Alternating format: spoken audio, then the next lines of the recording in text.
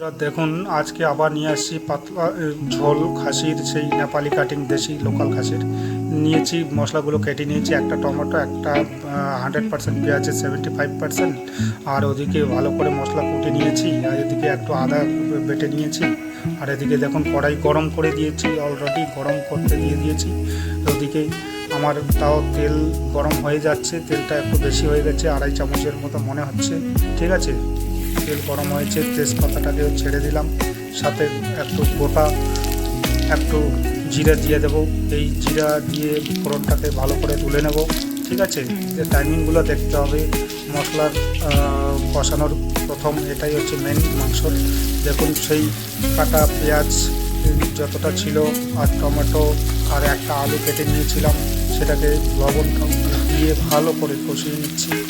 হ্যাঁ, এই কষিয়ে নেওয়াটা টাইমিংটা ভালো করে জানতে হবে। সাথে সাথে দেখুন আমি এখানে 8-10টা কাঁচা লঙ্কা, 12-14টা ওখানে কালো কী বলে এটা, গোলমরিচ, একটা মাত্র রসুন ভালো করে কুটে নিয়েছি। এটাকে ভালো করে কষিয়ে নেব। সাথে আদাটা যে ছিল, আদাটাও হালকা করে একটু কষিয়ে নেব। হ্যাঁ, দেখুন মশলা কষা মোটামুটি অলরেডি আমার ফাইনালে হয়ে গেছে। সাথে সাথে দেখুন 2 চামচ জিরে পাউডার দিয়ে দিলাম, একদম হালকা ছোট্ট চামচে 2 চামচ, আর 2 চামচ দিয়ে দিলাম হলুদ পাউডার। ঠিক আছে, এটাকেও ভালো করে আর একটু হালকা কষিয়ে নেব। এই টাইমিংগুলো মশলার ভালো করে জানতে হবে বন্ধুরা, তাহলে আপনারা এই খাসির মাংস একটু টেস্টি করতে পারবেন। ঠিক আছে, এইভাবে এই হয়ে গেল আমার মশলা কষানো অলরেডি। ফাইনালি আমি এই নেপালি কাটিং খাসিটাকে নামিয়ে দিলাম, এটাকে কষিয়ে নেব ভালো করে। দেখুন কষানোর সময় দেখে নেবেন কড়াইতে যেন না লাগে, একটু দরকার হলে জল দিয়ে দিয়ে কষিয়ে নেবেন। আমি হয়তো আপনাদের দেখাইনি।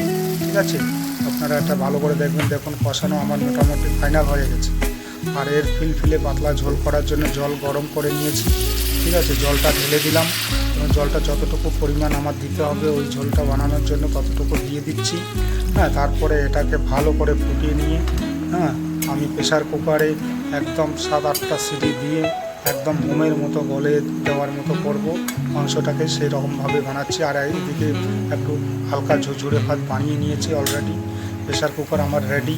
এই দেখুন প্রেশার কুকারে দিয়ে দিয়েছি, এখানে মোটামুটি 7-8টা সিটি দেওয়া শুরু হয়ে গেছে অলরেডি। আর এই মাংসটা বের করলে দেখতে পাবেন এমন মোমের মতো গলে গেছে, আর এত পাতলা দিলে ঝোলটা হয়েছে ঝুরঝুরে ভাতের সাথে যা লাগবে এই ওয়েদারে। দেখুন হালকা বৃষ্টি ওয়েদার, লাঞ্চের সময় আমি অলরেডি ভাত নিয়ে নিয়েছি একটুখানি লেবু দিয়ে। এই দেখুন ঝোলও আমি নিয়ে একদিকে একটু টেস্ট করে নেব কেমন হচ্ছে। আশা করি ভালোই লাগবে। যা হবে আমি টেস্ট করে নিলাম, দেখছি যা হয়েছে মানে ঝোলটা বলার মতো না, হ্যাবক হ্যাবক চলে যাবে। হ্যাঁ, মাংসটাও একদম গলে গেছে, হেভি টেস্টি হয়েছে বন্ধুরা। যাই হোক, কেমন লাগছে আমাকে লাইক শেয়ার কমেন্ট করবেন ভুলবেন না।